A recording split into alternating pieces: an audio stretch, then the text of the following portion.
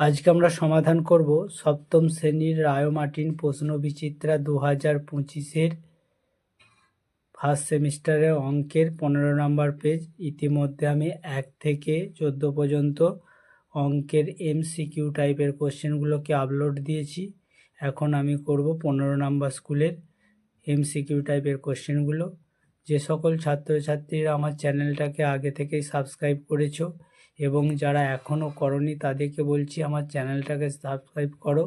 তোমাদের একটা লাইক, একটা কমেন্ট, একটা শেয়ার পরবর্তী ভিডিও বানাতে উৎসাহ দেবে।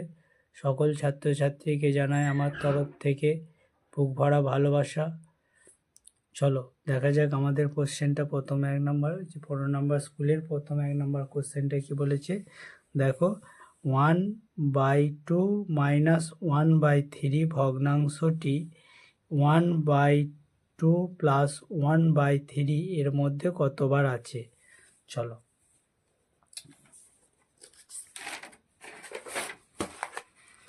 দেখো।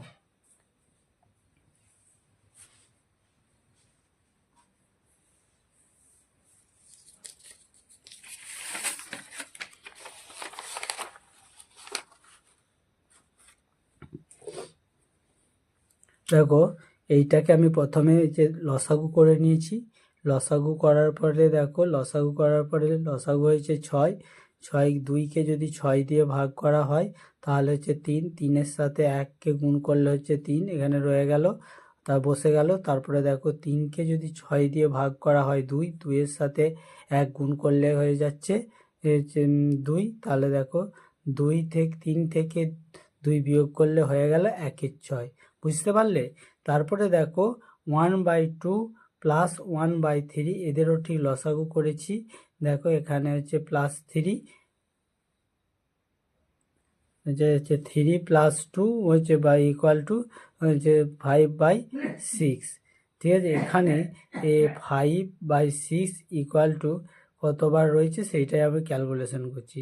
তার মানে ধরো হচ্ছে 5টা রয়েছে। দেখো 1 2 3 4 5, তার মানে অর্থাৎ দেখো 1-এর 6 অর্থাৎ 1/2 - 1/3 ভগ্নাংশটি 5/8 অর্থাৎ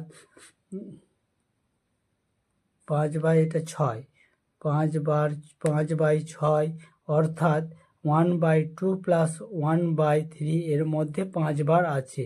অপশন সি এর উত্তরটা আমার সঠিক। বুঝতে পারলে? অপশন সি এর উত্তরটা আমার সঠিক। তারপরে দেখো কি বলেছে। তারপরে বলেছে 2-এরটা, 1-এরটা আমি সমাধান করলাম। এবার 2-এরটা বলেছে 1.25 টাকা 5 টাকার শতকরা কত?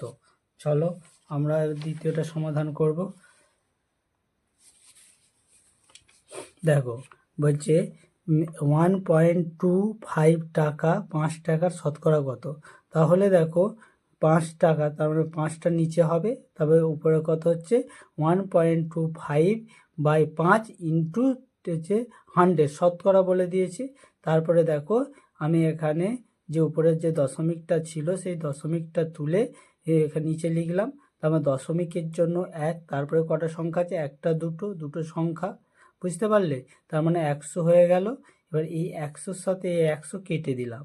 পরে রইল কি? পরে রইল 5। 5-এর সাথে 5কে 125কে যদি 5 দিয়ে ভাগ করা হয় তাহলে কত হচ্ছে? 25। তার মানে 25, উত্তরটা হচ্ছে 25। তার মানে বি এর উত্তরটা আমার সঠিক। বুঝতে পারলে? বি এর উত্তরটা আমার সঠিক। তারপরে দেখো, তারপরে 3 নাম্বারটা বলছে কোনো অনুপাত ও তার ব্যস্ত অনুপাতের যৌগিক অনুপাত হবে হচ্ছে সি এরটা সামান্যপাত। বুঝতে পারলে? সি এর উত্তরটা সঠিক হবে। তারপরে দেখো 4-এরটা 2 কিলোগ্রাম কিলোগ্রাম আর হচ্ছে 80 গ্রামের 2/5 অংশ সমান কত গ্রাম? চলো দেখা যাক অঙ্কটা আমি সমাধান করব। দেখো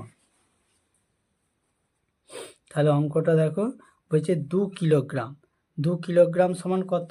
2 কিলোগ্রাম সমান 2000 গ্রাম। দেখো এখানে 2 কিলোগ্রাম সমান 2000 গ্রাম, তার সাথে আমি কি যোগ করছি? 30 গ্রাম। তার মানে দেখো 2030 গ্রামের 2/5 অংশ সমান দেখো অতএব 2030 ইন্টু 2/5 অংশ। 5 দিয়ে যদি এটাকে কাটাকাটি করি দেখো 4×5 = 20, 4×5 = 20, আর হচ্ছে দুটো সংখ্যা পরকে পর নেমে যাচ্ছে তাই জন্য একটা শূন্য, তার 5×6 = 30, তার মানে হচ্ছে এখানে হচ্ছে 406। 406কে যদি 2 দিয়ে গুণ করা হয় 812 গ্রাম। তার মানে এর উত্তরটা আমার সঠিক। বুঝতে পারলে? যদি বুঝতে না পারো কমেন্ট করো, তোমাদের একটা কমেন্ট একটা লাইক আমার পরবর্তী ভিডিও বানাতে উৎসাহ দেবে। চলো তারপরের কোশ্চেনটা কি আছে দেখি।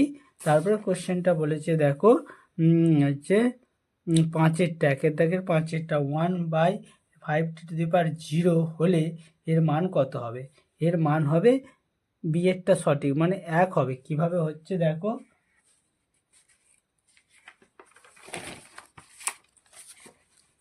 বিয়েরটা সঠিক হবে।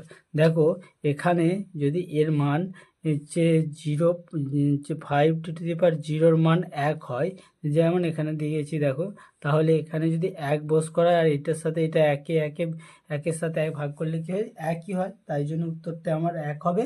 অতএব আমার বিয়ের উত্তরটা সঠিক। বুঝতে পারলে? বিয়ের উত্তরটা সঠিক।